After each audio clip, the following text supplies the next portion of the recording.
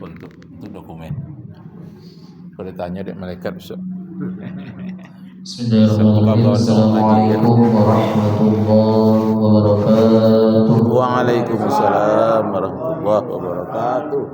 Alhamdulillahirabbil alamin. Assalatu wassalamu ala asyrafil anbiya'i wal mursalin wa ala alihi wa ashabihi ajma'in.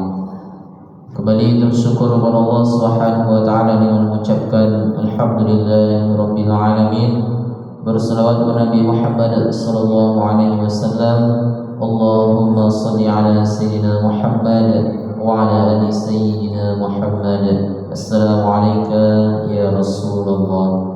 Bapak, Ibu, jemaah salat subuh yang dimuliakan oleh Allah Subhanahu wa taala, yang akan menyampaikan kajian kita pada pagi hari ini yaitu Ustaz Dr. Muhammad Rakib Jamari MA. Kepada Ustaz kami bersilakan. Ya, Pak.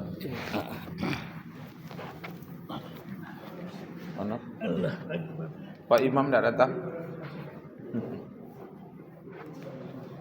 Astagfirullah.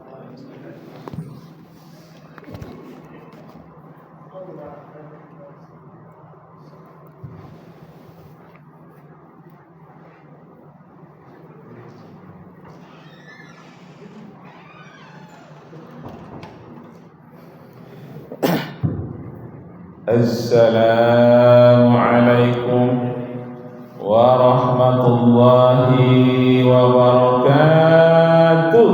Waalaikumsalam warahmatullahi wabarakatuh. Syukur alhamdulillah kita persembahkan kehadirat Allah Subhanahu wa taala.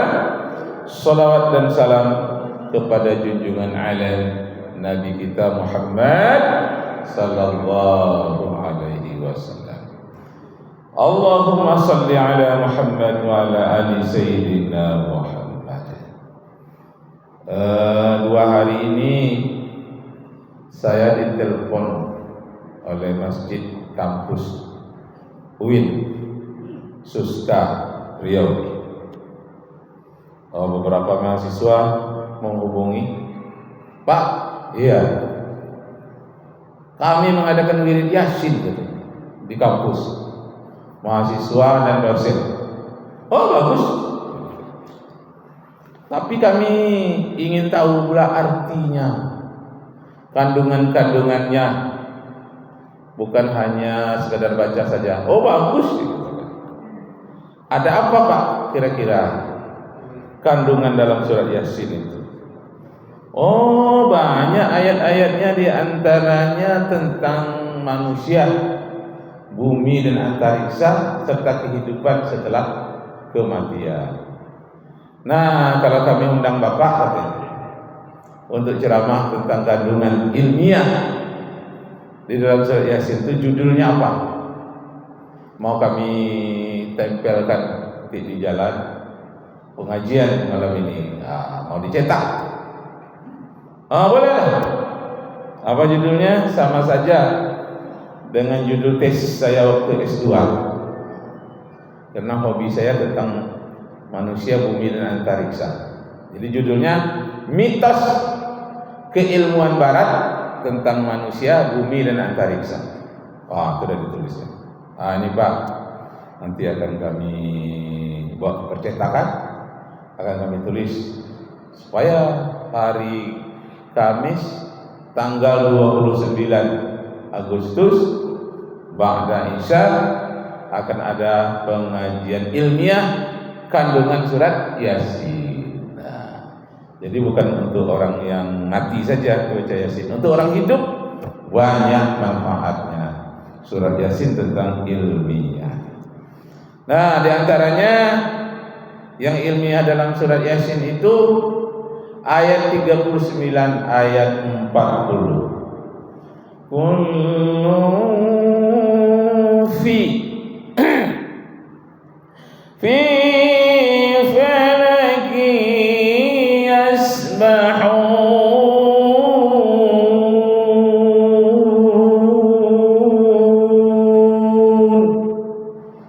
Semua benda-benda di ruang angkasa beredar menurut takdirnya yang ditetapkan oleh Allah. Kalau Pak Muhammad Nasir, mantan Perdana Menteri Indonesia, katanya semua benda-benda itu berenang di ruang angkasa sesuai dengan garis renang yang ditetapkan oleh Allah.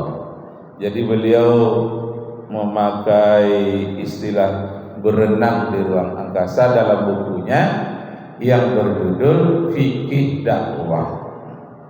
Kebetulan saya sekarang mengajar di perguruan tinggi Yayasan Muhammad Nasir yang ada di Pekanbaru, dilaksanakan oleh Dewan Dakwah Indonesia. Nama perguruan tingginya ADI, Akademi Dakwah Indonesia di Riau. Untuk di Pekanbaru kuliahnya gratis selama 1 tahun. Pendaftaran sampai 31 Agustus. Masih lama ya. Sudah mendaftar katanya berapa? 13 orang. Yang diinginkan 30 orang. Ditanggung makan, ditanggung minum, tapi asramanya di sana. Umur harus di rata-rata 22 tahun. 22 lebih sedikit boleh, 22 kurang sedikit boleh. Disitulah saya mengajar di Jalan Bupati Kubang, melewati SMA 2 Tambang, terus ada gedung Saleh Yazid, di atasnya walet lantai 4, lantai 3-nya gedung belajar, lantai 2, lantai 1 asrama untuk mahasiswa. Sudah banyak yang tamat. Yang tamat 1 tahun bisa menyambung ke UIN, tinggal melanjutkan karena pelajarannya sama, bisa melanjutkan, banyak ke Jakarta, dapat beasiswa ke Jakarta. Karena dalam dia kuliah itu ada saringan, ada tes yang bahasa Arabnya dengan pengetahuan agamanya lebih mampu, itu banyak ke Jakarta, ada juga ke perguruan tinggi Muhammadiyah di dekat SKA. Banyak, jarang yang tak tembus dapatkan beasiswa baru. Disitulah.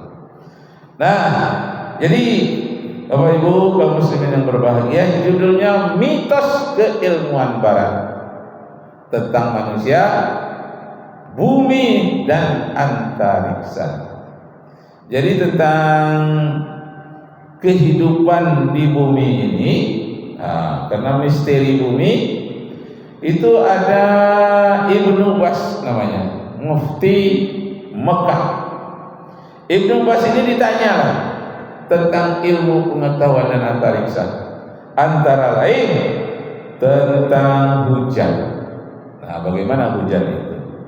Ibnu Bas al-jawab, al-su'al al-jawab. Ini bagian jawabannya. Jawabannya, zakaral ulama'u innal bahra ma'al bahri. Sesungguhnya para ilmuwan dalam Islam, ulama, tentang al-ma', tentang annal bikhor, ya, annal bikhor, sesungguhnya uap air. Bikhor. Jadi bikhor itu bisa uap, bisa asap. Jadi kalau kita masuk ke Masjidil Haram, nampak orang seperti bakar kemenyan, bawa sana dia asap. Wih, orang pantang-pantang ini syirik itu bakar kemenyan. Malah di Masjidil Haram pakai kemenyan. Apa kata teman saya? Itu bukan kemenyan terusan, itu namanya bikhor.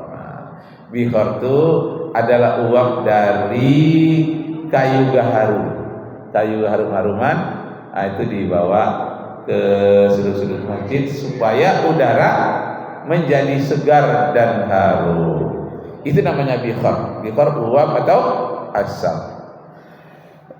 Zakarul ulama, telah disebutkan oleh para ulama yang alim tentang ilmu alam, innal bikhara, sesungguhnya uap-uap itu, alma, uap dari air, al-bahri, air laut, sesungguhnya uap air laut qad yajtami'u minhu, uap-uap itu berkumpul darinya. Jadi bukan yang membatalkan sholat, membatalkan wudhu saja gaji orang-orang di Mekah itu, ulama-ulama besar-besar itu, bukan zikir-zikir aja kerjanya. Ada zikir dalam bidang lain, zikir bil ilmi, zikir melalui ilmu pengetahuan.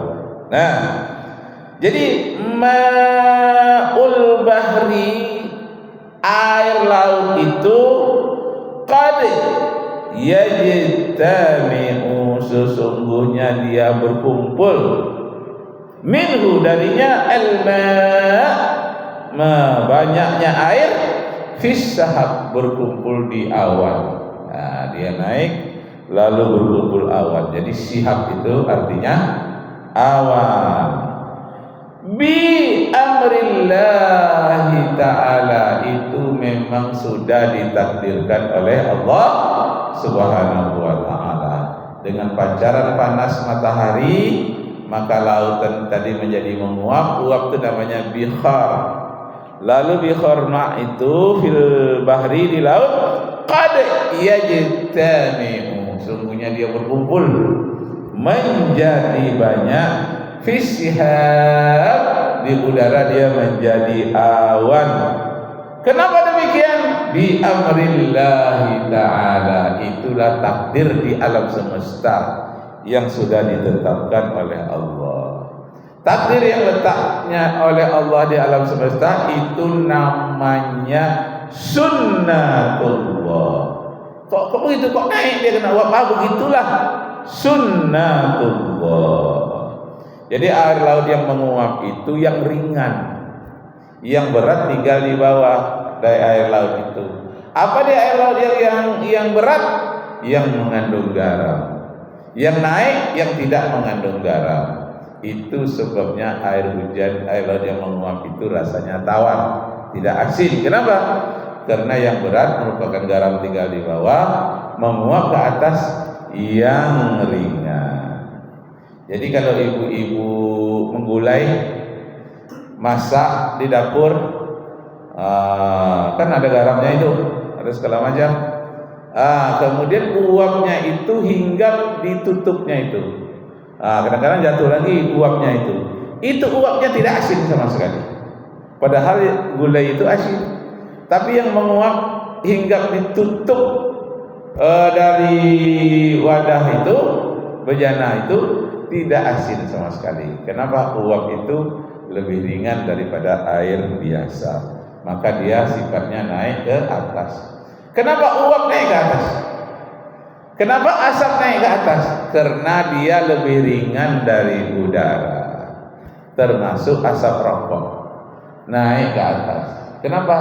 Karena dia lebih ringan dari udara. Jadi tempat yang di bawah ditempati oleh udara yang agak berat, naik ke atas yang lebih ringan. Pertanyaannya, kalau asap rokok, asap pabrik, asap mobil di mana-mana naik ke atas, sampai di mana batasnya? Dia naik terus, batasnya sampai satu lapisan atap bumi. Jadi ada bumi ini atapnya yang tidak kelihatan dengan mata kita biasa. Atapnya itu berupa lapisan-lapisan jernih yang disebut dengan ozon. Jadi lapisan di udara itu namanya lapisan ozon. Jadi asap pabrik, asap rokok, AC juga naik ke atas.